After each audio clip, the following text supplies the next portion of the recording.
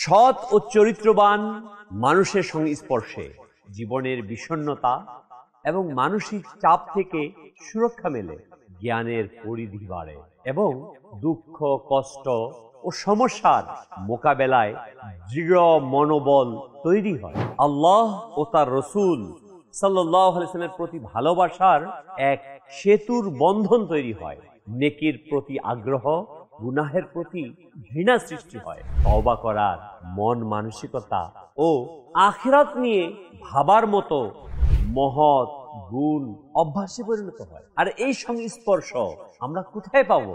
অবশ্যই দাওয়াতে ইসলামীর 3 দিনের সুন্নতে ভরা ইজতেমায়। আলহামদুলিল্লাহ, আগামী 30 এপ্রিল, 1 ও 2 মে 2025 রোজ বুধ, বৃহস্পতি ও শুক্রবার পাড়াবিল, শিকলবাহা, কর্ণফুলী, চট্টগ্রাম বিভাগীয় পর্যায়ে অনুষ্ঠিত হতে যাচ্ছে দাওয়াতে ইসলামীর 3 দিনের সুন্নতে ভরা ইজতেমা।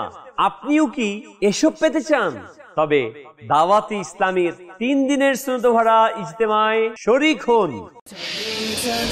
চট্টগ্রামে চলো, চলো চলো চট্টগ্রামে চলো, চলো চলো চট্টগ্রামে চলো।